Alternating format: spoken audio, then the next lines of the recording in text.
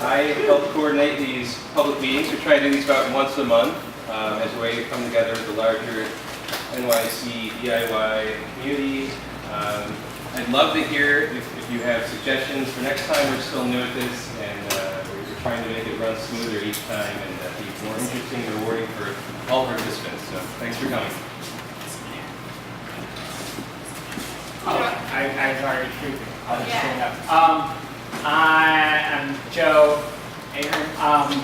The main thing that I've been chefing right for the last month or so for Silent Barn is negotiating two very different types of leases for two very different types of properties. And if you guys would like to find out more about them, you should definitely come talk to me afterwards. The sort of almost like cartoonish comparison between the two is that one is very manageable, both financially and like size-wise, and is out in the middle of nowhere. It's very difficult to access. It's a pretty long walk from a train that's already pretty far. There's one that's very centrally located, but is very large and is kind of like 4 times what, if not more, than we've managed before. And is super exciting, but we don't have no idea whether we would be able to deal with a space that's that large. So some of our thoughts with whether or not that's possible were the motivations for putting together a panel like this, talking about like the size and function of collectives. So feel free to find me later and ask me questions. I can break it. I'm Kristen. I do the stuff that is before what Joe does. So I like find all the real estate and go to space and do like Department of Buildings analysis kind of stuff, and then send it to Joe and to our architects that look at it afterwards. So, and I also am sort of involved in the Burning Sound, which is our volunteer coordination thing. So if you have any interest in volunteering, let me know, or Stalja. On that note, my name is Stalja. I'm helping out with the barn exam as well, but I also am trying to approach the kitchen aspect, the food aspect of the new Silent Barn. Food seems like it's a really important part of the old Silent Barn, and we're trying to find a way to do it in a like perhaps more legitimate but equally interesting fashion with the new space. So if you have any ideas or good recipes, you can talk to me. Hi, I'm Rob Enrico. I'm the zine chef for the Silent Barn, which means I'm kind of in charge of the Ditko zine library, with several hundred zines that we have that are kind of in transit as we don't have a space. But in the meantime, one of the main things we've been doing is running monthly zine readings. The next one will be July 17th at the Hose. Is that how I say it? The Hose, the Hose 28 Walton Street. And we've been doing these for a couple months, and they're just hangouts where we all get together and we pull zines from the collection for everyone to read and get a sense of what we have in the collection so people can enjoy it. Yeah, if you'd like to come out, just hopefully there'll be a Facebook invite soon. So thank you. Hi, I'm Jenny. I've been coordinating all of the Kickstarter rewards. I have what's coming up. I have shirts. If anyone has a shirt, owed to them. If anyone just wants to see what the shirt looks like and want to buy a shirt, I have some. Please come talk to me if anyone wants to know what's up with all the Kickstarter money. I'd love to grab your ear off about it. I also have in my backpack what is going to be the Party Lab tapes that will be sent out to many of you. If you want to talk to me about the Party Lab or what those rewards are, have any interest, Bonnie, I helped out with the home meeting with it, the press and such. And I'll probably do some more videos.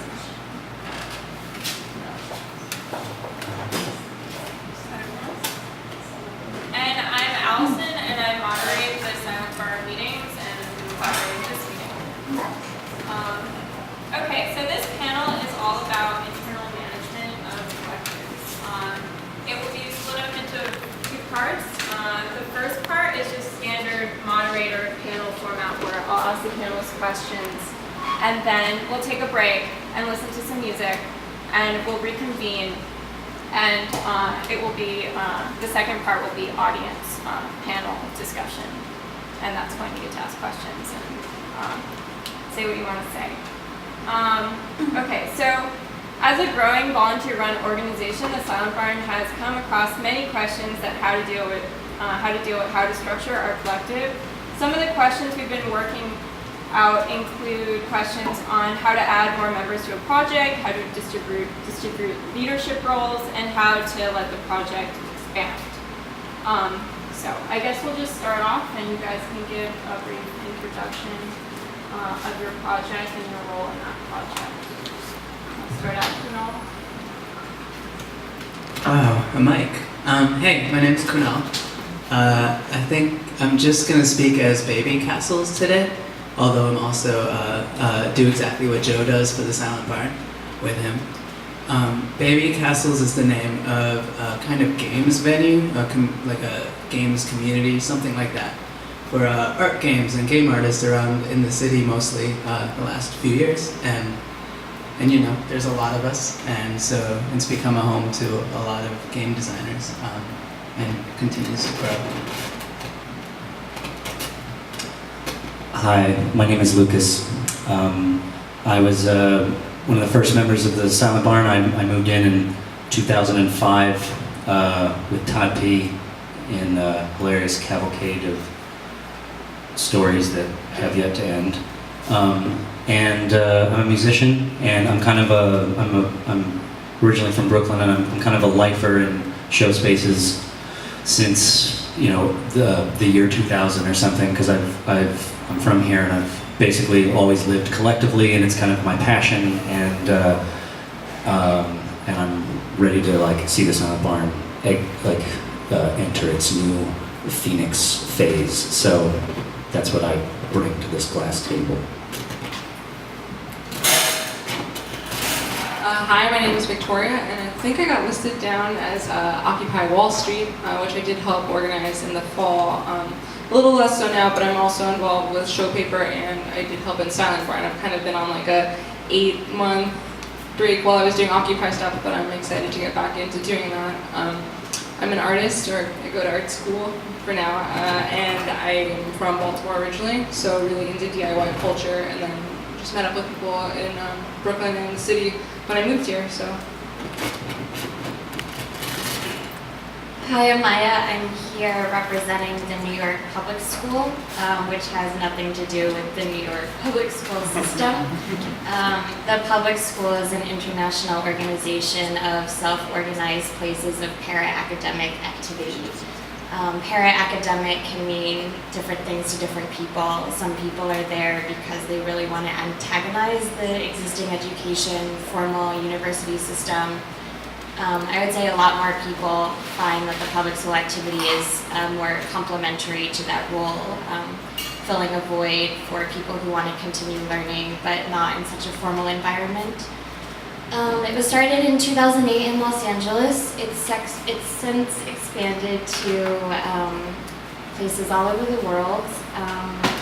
And the basic structure is that anyone from the general public can propose a class they want to take or teach. That can be anything from how to hack your calculator to death.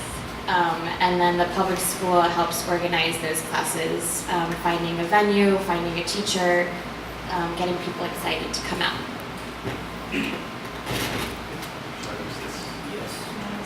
Hello. Hello. Hello. Ooh. All right. Hi, everybody. I'm Corey. I suppose for this evening I'm representing Exapno, which is where you're all sitting right now. But in this regard, I'm really representing Exapno as a proxy, because this Exapno as an organization is. Quick questions about volunteers. I'm curious to see who makes up your collective. Do you run on volunteers? If so, what are their roles? And how do they influence your project? Would you like to? Actually, Would you like to start?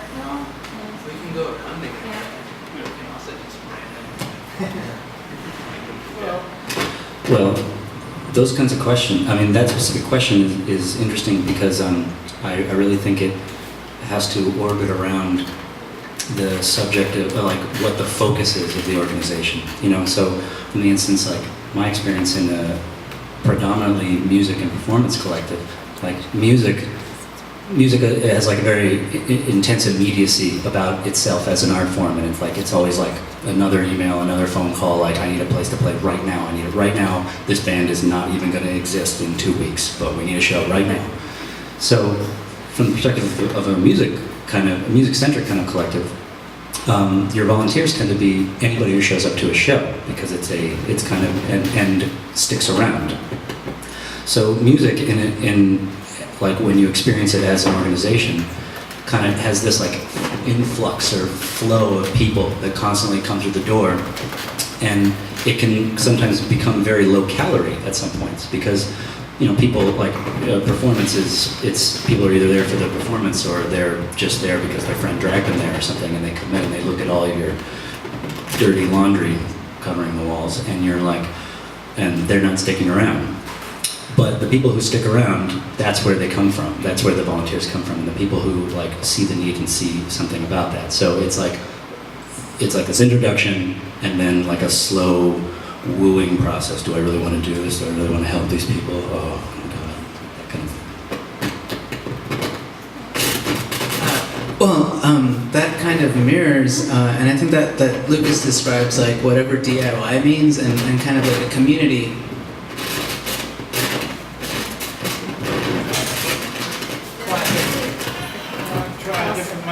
No, if I just hold really still. No, it's fine. It's completely fine. But you have to.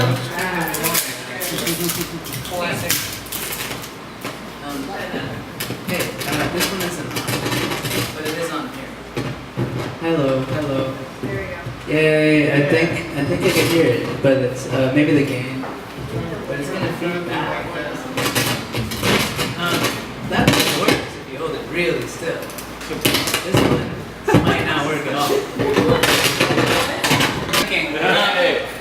It's just us. So what happens is like that DIY mentality is really just getting people that want something to happen, giving them a space to just jump in on.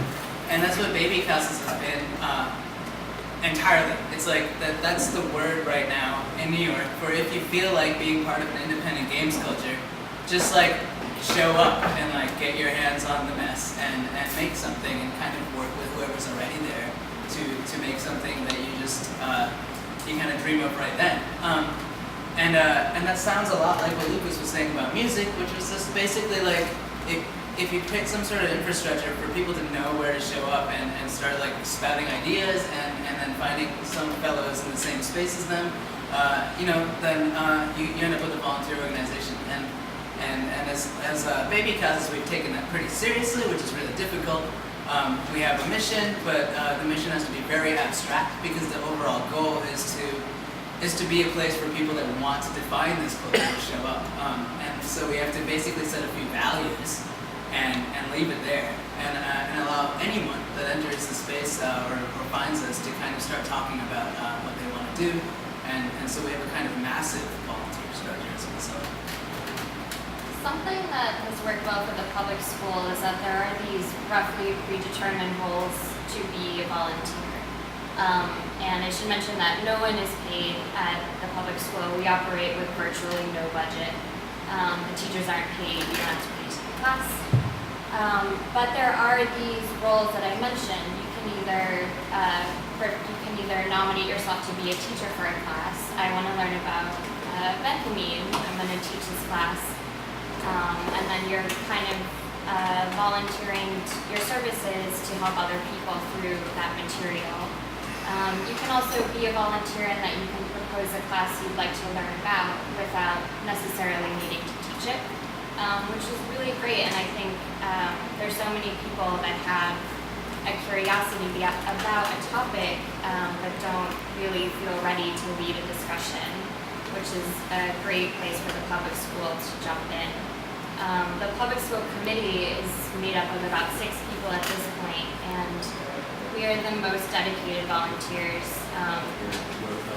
Louder. So an organization like the public school, your volunteer pool comes from, it's like each time that there's a class that kind of like stimulates something else, like something else happening, or like the way you find out about the public school is like you've heard about that and then you want to come and share. Like you said, like there's like a teacher, someone like is interested in a topic or wants to learn about a topic, so then they become a teacher in that. So the volunteer infrastructure is kind of like they're just emailing you. Like who are they emailing? That's really a question I haven't addressed at all. All of the classes originate on our website. That's kind of the launching pad, and it's a very it's a super stripped down website. There's a field for the name of your class, a description, and then there's 3 choices. I want to learn about this. There's 2 choices. I want to learn about this. I can teach this class. And that's the launching pad, and then people find out about classes through there and can indicate their interest or their interest in teaching the class. There's a message board. It's all public. You have to be signed in to interact, but anyone can read the classes comments. I think I'll talk about the microphone if it's possible. I feel like it's get a little awkward when I hold the mic. Am I talking loud enough? Yes. I'm gonna kind of throw a little wrench in the conversation because Occupy Wall Street and Occupy Wall Street as is based in New York and nationally and even globally now kind of has a different method of organizing, though similar. And coming out of a DIY organization kind of background, there were a lot of jumping in points where people like myself who kind of had prior organization and organizing backgrounds were kind of able to jump in and like be like, oh, I have had experience organizing volunteers and kind of do that kind of stuff, but it doesn't have the same formality that some of these other groups have, whether it's an LLC or a set group, and like kind of some of the ideas that revolve around volunteerism and collectivism, which might include being space-based or being project-based or being idea-based or mentality-based, kind of all float in Occupy, in the idea of Occupy, in a way that sometimes becomes very abstract.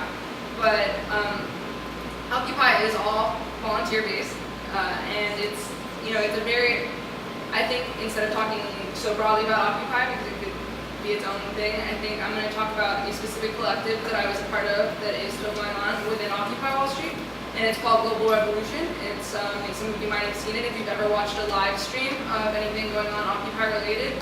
Chances are that part of it was through Global Revolution, and that's a collective that's between 5 to, I think we have at most 100 people, but was originally based out of the city, and it was about 20 of us, and then it kind of goes back and forth because it's a lot of the people that are involved are anonymous because it's not safe in their countries to not be anonymous.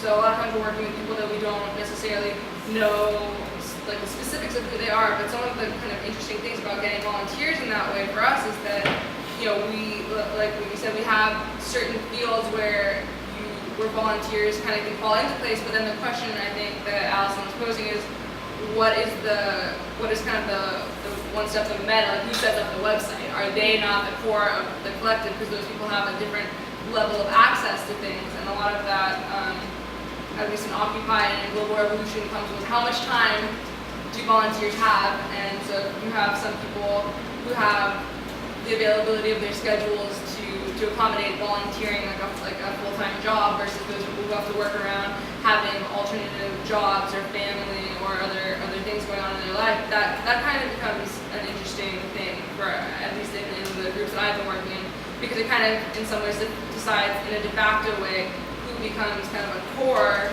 or an organizational side, infrastructural side of a project versus who are volunteering on a maybe short-term or long-term way, and what that commitment level is, and whether or not that's a formal collective, which is like, oh, my name is on here now, and I know the people from, I don't think the Blue Stockings people could talk, but what I really wanted to mention is that they have a very interesting structure where in order to work there and to be a part of the collective, you have to work, they have like a 6-month way to be part of that collective. So you work in the store and you do different things, and after a certain amount of time, you are part of the collective. So in some of the ways that people are talking now, I think those ideas are more formalized, and in some they're more casual.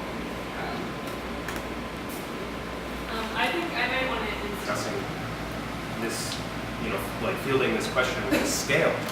Exapno has no volunteers because the scale of it is small, you know, but it's. I don't want to say that the scale is small. I don't want to sell it short, but just logistically speaking, it's possible for, you know, for this to be managed basically by two people, by Lainey and Yasha. And like I had said earlier, this space is really maintained by a Google Calendar. But what comes along with that is a tremendous amount of trust in the people that are members and the people that are going to host an event here or enter into this space. I mean a tremendous amount of trust that, you know, everything will remain completely intact in this space that is shared by so many people. But yeah, scale is really the concern, like a volunteer basis, you know, operation. And even in Performers Forum and Sweat Lodges are the two events that are hosted monthly here by myself and Joe White and Ellen O'Meara. They're here this evening. The scale is still, you know, such that we can operate just with each other, with our pals, you know. So it hasn't arrived. People approach us after almost every event, asking if we need any help, if we need any volunteers. But we've kept it manageable to a point where everything that we can do, we can rely on each other, and we're all friends. You know, we're very, very close friends. So it's 6 people. Performers Forum and Sweat Lodge is 6 people. And that's what it's been for almost 1 year that we've been hosting events. So. That's a very similar. That's a very similar structure that like small core. And like the things that you guys were saying about this kind of like larger collective in terms of time management. Like how much time can a person actually work on this thing that's necessary for like organizationally for a collective to maintain, and like from an occupied perspective, it's like there is no space. There's like space around. It's like it's all in like the amount of time. And time-based. It's all time-based, you know. And when the Silent Barn lost their space, we went from what you're talking about to something more comparable to the public school, or like, you know, like the occupied scale is like way out there, but you know, just in terms of like having to like wrangle the time and like get that together. But it's very similar to like it blew my mind because it made me realize like when I did the actual curating, like it was like when we woke up in the morning, like, you know, like I'm drinking coffee in my bathrobe. There's going to be a show at 6 o'clock, and we've got a host of decisions. But it all just seemed so easy. It was just me and my roommates. Even though the scale of what's going on is there's going to be, you know, almost 200 people here tonight, you know, and it's like, that's just what happens every day. But you know, but that's some serious shit right there, you know. And since we lost our space, it's like I realized how beholden we were to space, and so now I'm like beholden to Google or something, you know. So it's the ways these things change that has been really crazy to me. On a different note, it seems like besides Exapno, there's a lot of these organizations that actually rely on volunteers, and I keep hearing the same thing, which is the same thing that Silent Barn actually does right now. And I find it kind of inadequate, maybe. But it looks like everyone kind of differentiates the difference between volunteers and core direction based on how much time people have, which is like it's a necessity, and maybe like how things have to be, but it's you know, it's not adequate to like an alternative, and so I'm actually concerned with that stuff. But is that what we all do? We do it. Silent Barn does it, and you know, it's a fact of life. But it seems like a big compromise. It's basically like you know, a lot of like I just wonder if there are other ways to delineate between volunteers and direction and stuff like that. I don't know, I'm just gonna say that, and that's it.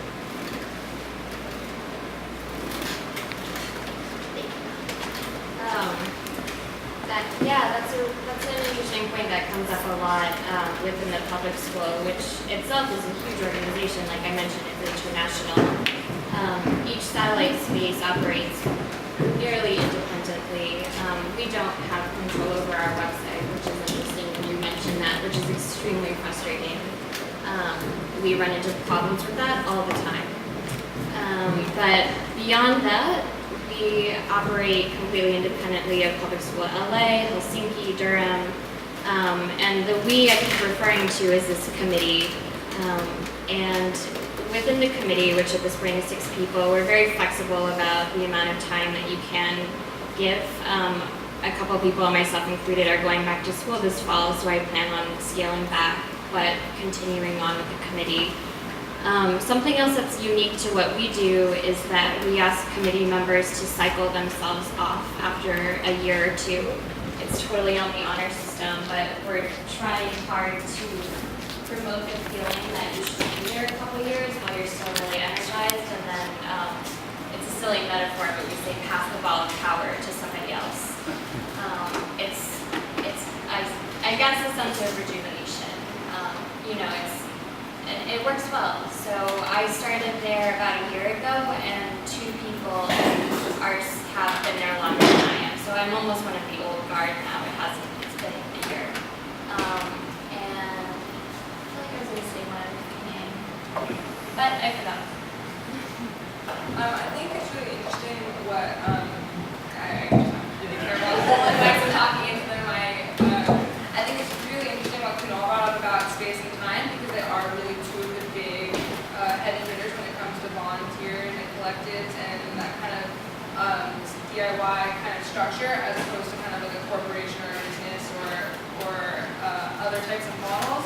Where I think if I give you an Occupy example, very specifically speaking, in the park, in Chicago, and I happen to be someone who I actually shouldn't have, but I was able to drop everything that I was doing, which is like meant there was like a lot of fallout, but like the other 200, 250 people that were with me in that park dropped everything that they were doing and were just there. So all of a sudden I was like, I'm not doing any of those other things that I'm doing this thing. And that was a very strange thing.